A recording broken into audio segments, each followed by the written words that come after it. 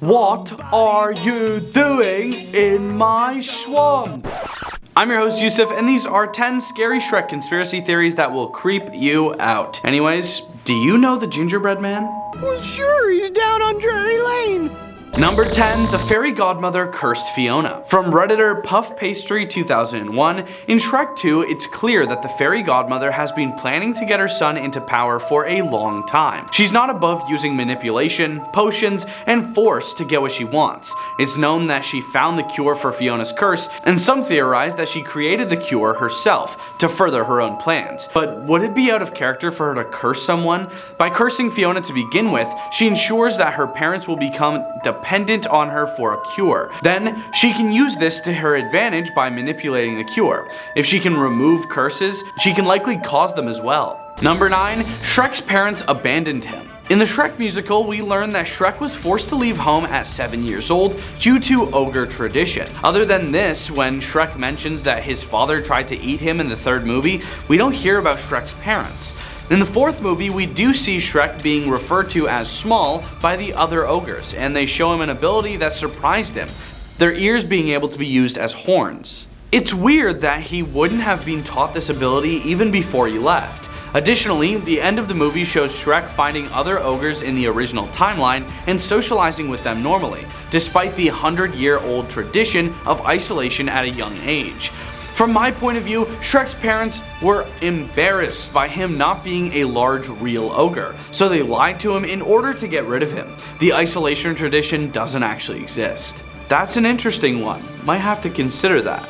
Number 8, the fairy tale creatures burnt down Duloc. From Redditor Pre-Medit, Duloc was the capital city of Lord Farquaad in Shrek. It's prosperous, clean, has a large population, and must have a decent economy for such a big city to stay afloat. A few years later in a Shrek miniseries, we see that Duloc has been destroyed and depopulated, but it's never revealed how. I believe that after the events of the first Shrek movie, the fairy tale creatures took their revenge against the city, pillaging and burning it to the ground. Cities wouldn't get abandoned that quickly otherwise. Farquaad passing away would mean the city would just have someone else take his place. It's likely that his passing could have caused economic issues, but it would take more than a few years for a large capital city to be entirely empty.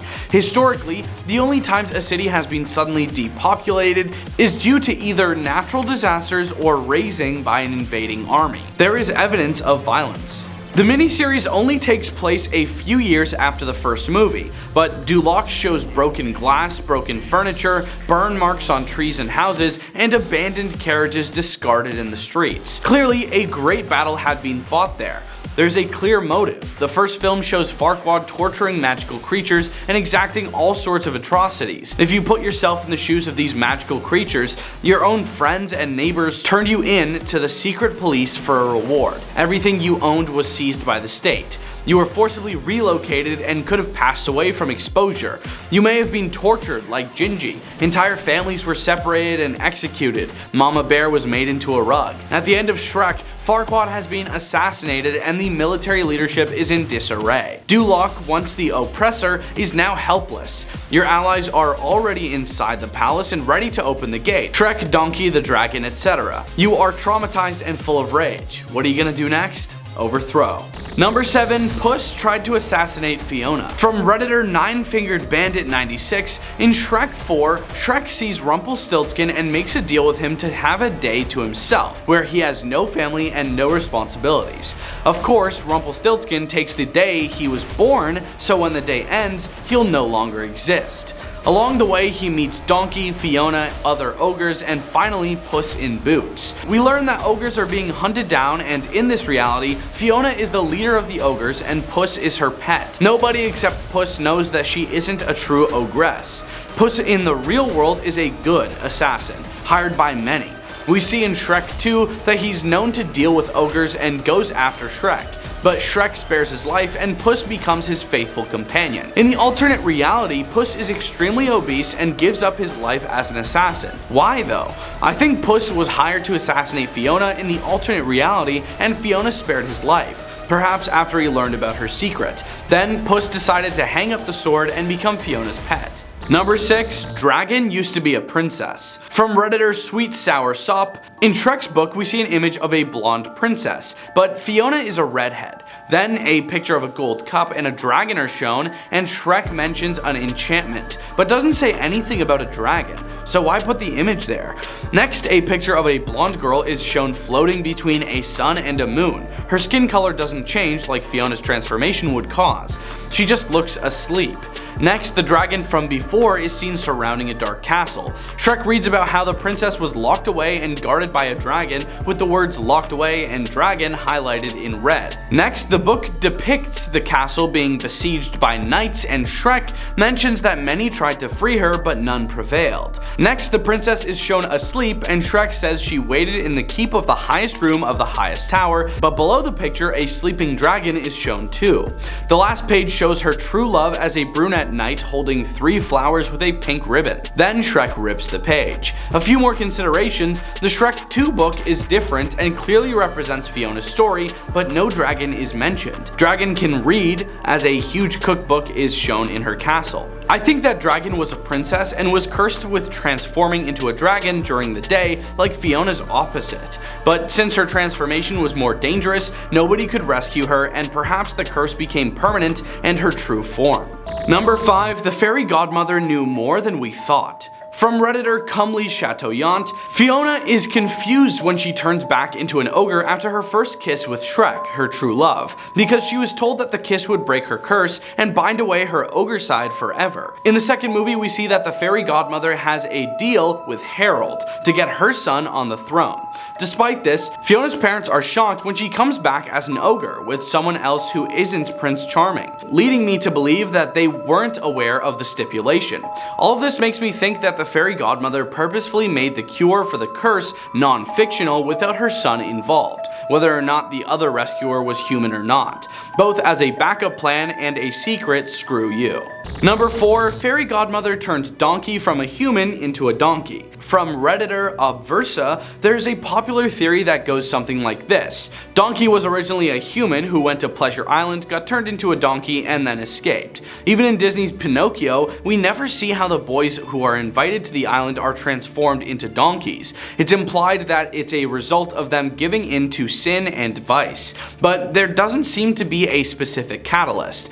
That is, until I notice that Pinocchio and Lampwick don't transform until they start to drink the beer provided on Pleasure Island. This reminds me of the fairy godmother's potions in Shrek 2. The more I thought about it, it seems extremely likely that the fairy godmother was responsible for providing said potion, as we see her exploiting others to gain power and profit. Thus, fairy godmother, through her manufacturing of potions and magical mafia connections, must be responsible for Donkey, who was previously human, turning into a talking donkey.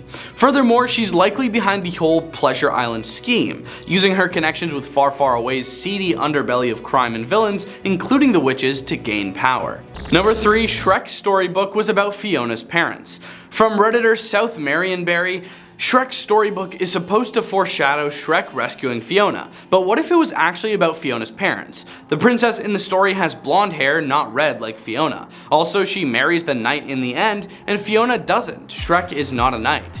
We know it can't be Cinderella, as she's a bachelorette in Shrek and it doesn't fit her story. We know it can't be Rapunzel, as it is close to her story but isn't the same, and she's not cursed, she's kidnapped. However, it could be Lillian. We don't know much about her backstory aside from the fact that she and Harold had their first kiss by a lily pond, and that in Shrek 4, she convinced Harold to sign away her kingdom in exchange for Fiona's freedom before they got the news Fiona had been rescued. In terms of the curse, fairy tales have all sorts of curses that need to be broken, and Harold likely asked to become human to rescue Lillian from hers. Also, this could explain why Lillian is openly hostile to the fairy godmother and Harold is much more compliant, but still fearful. But why would Lillian mistrust the fairy godmother if she supposedly had no knowledge of her involvement in Fiona's curse? It could be that the fairy godmother had been the one to curse Lillian before. Also, Harold and Lillian have very different ideas of how and where Fiona should live. He is vehemently of the idea that Fiona should live in the tallest tower of the highest castle because her true love would be able to rescue her like he did with Lillian. However, Lillian was against the idea because she was aware of the loneliness Fiona would face. Number 2. Puss ended all the ogres in Far Far Away. From Redditor 9-Fingered Bandit 96 again, in Shrek 2, King Harold visits a car to seek an assassin to assassinate Shrek. The ugly stepsister says there's only one guy for a job like that. This happens to be Puss in Boots. In the Shrek franchise's original timeline, ogres aren't liked and aren't seen, excluding Shrek and Fiona, who isn't a real ogress. My theory is that Puss assassinated all of the ogres around the area of Far Far Away and in the original timeline, and that's why there aren't any around anymore, but Puss still has a big reputation.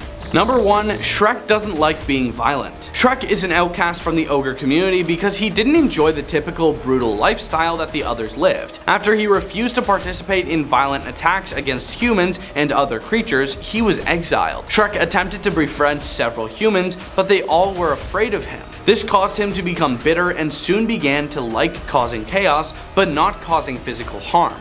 Then he eventually settled into his swamp far away from the other ogres and the humans alike. Thanks for watching. Those were 10 Shrek conspiracy theories that will creep you out. Leave a like and comment down below what we missed on our list, and we hope you have a scary day.